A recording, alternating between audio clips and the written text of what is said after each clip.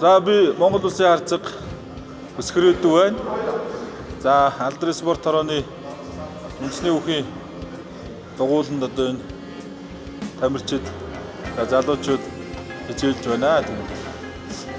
За энэ залуучуудын одоо бие ерөнхий хөгжлийн бэлтгэлийг дийлэхийн тулд одоо ханы турникийг зааландаа одоо байрлуулсан байгаа. За би ч гэсэн өөрөө яг эд залуу үедээ одоо тэтгэл сургуульд намлж байхдаа турникэнд маш их найдаг байсан. Тэгээд турникний ач тус бол одоо барилдаанд их биш үү. Барилдаанд бол хүчний бэлтгэл маш чухал. Тэгээд хүчний бэлтгэл бол одоо олон хийх олон янзын арга байдаг. Хөлийн жилүүдэд бол одоо өөрийн биеэр хийж гүйцэтгэх дасгал бол нэлээ одоо хүчтэй орж ирж байгаа.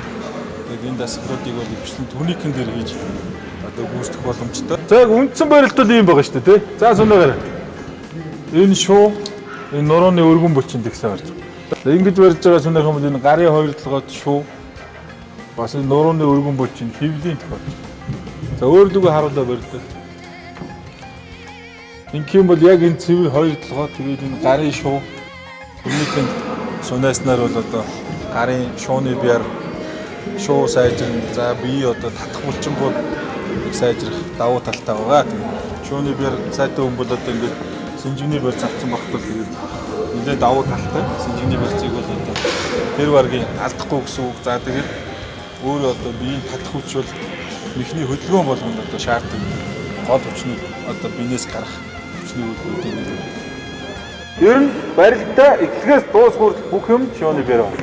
Тэгээд ер нь эрүүл мэндэд боддог хүн бүхний хамгийн ихний сонголт бол хөдөлгөөн, спорт байдаг.